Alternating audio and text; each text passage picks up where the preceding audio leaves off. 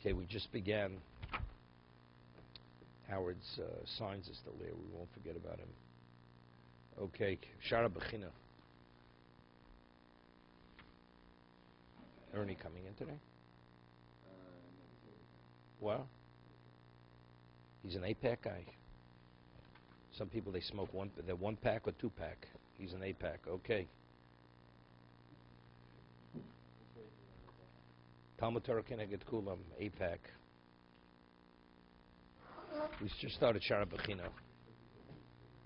What? It's irrelevant. It's okay. Tanya is going to be in Washington. I'm here. It's okay.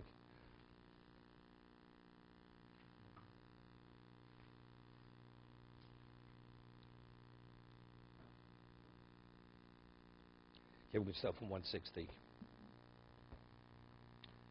Shara Bechina. David also went to APAC.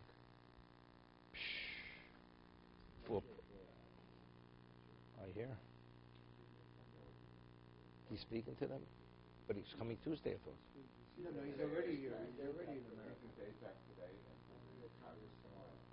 Haha. Okay. Whoever shakes his hand shouldn't wash his hand till Purim. Remember that. Okay. Except for Negelvasa, there you should wash.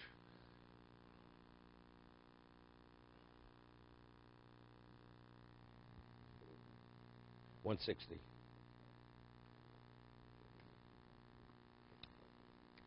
Is the epic.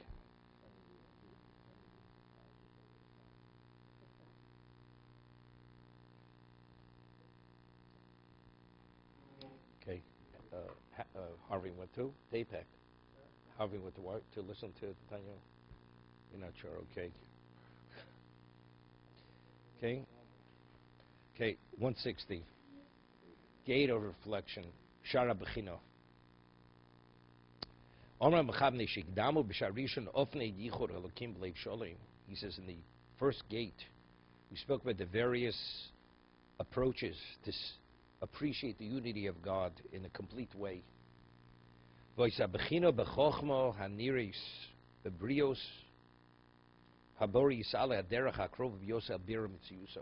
had said, how do you reflect to see the unity of God? Reflecting on the creation, to see what God created. And from that, you're able to appreciate His unity, that everything is Himself. And the path, the surest path to know His truthfulness, we have an obligation to attach ourselves to that. Now he's explaining. What is the key? What is the approach? Approach is what? Is reflection. That's how we come upon to appreciate the Yichud Hashem, as he explained earlier. Gave the example with the sun. How do you appreciate the value of sun? Looking directly at the sun, you get blinded. But to appreciate the dimension, the value of sun, when you see what it affects, then you understand its value. See, he said similarly with Hashem. To try to understand who He is, you cannot understand who He is. But to look at what He brought about, then you have an inkling of who He is. Right? That's what he said earlier. So what does that depend upon? Reflection. In terms of your own existence, your existence within the world, how things evolve, the events of history, whatever it may be. These are ways to appreciate the Yichud Hashem. But it's all based upon what? Reflection. You have to reflect. So therefore he's juxtaposing this gate to other gates which are similar to this. One is a direct derivative of the other. And to afterwards to introduce what is beneficial regarding this subject matter.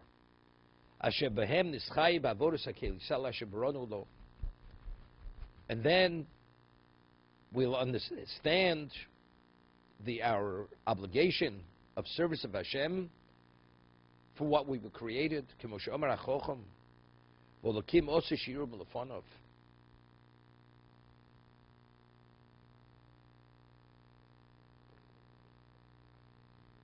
interesting. The first mention beginning of Truma, Yichili Truma. says, Lekach tov nosat lochem Torah atazovu. So the Midrash says, what is it analogous to? There was this Talmud Chochem, this great Torah sage, was traveling in a boat with merchants. And each one was boasting in terms of his wares that he was bringing back, that he purchased. Once is the silk merchant, the spice merchant, and each one was speaking about his, his great financial acquisitions. So they say to the Talmud Chochem, and what are your wares? He says, my wares are hidden. So they started to mock him. Yeah, you're nothing. You have nothing. You're worthless. Show us where it is. Show your wares are hidden. So what happens? Within a short period of time, the boat is overtaken by pirates. And everything's taken from them, and they're taken to a Jewish community to be ransomed. So it's costly. People couldn't afford to just ransom anyone. So all of a sudden, the Talmud Chochem, he begins espousing Torah Navalei.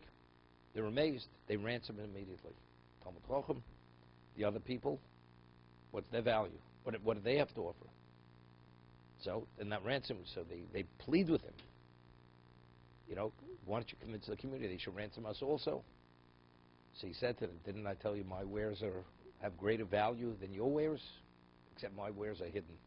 That was it. Okay? So very often, when do you appreciate something? When do you appreciate something? Right? When you're in a position that you understand what is value. No atheist in the foxhole. Okay? When you're foxhole, you understand what it's all about. Well, whatever you have means nothing. At that particular moment, all that means is what you're taking with you. Right? At the end of the mission, the last mission in Pirkei Avos. Right? The only thing you can take from this world is Torah mitzvahs. All your material acquisitions, you can't take with you. So a person realizes his life was nothing. And all he has is what? Is portfolios. He has whatever else. He should be devastated. He has nothing. What does he show for his life? And now he's going, can't take it with him. Same thing. But you have to reflect. To appreciate what value is and what purpose is, without reflection, you're going nowhere.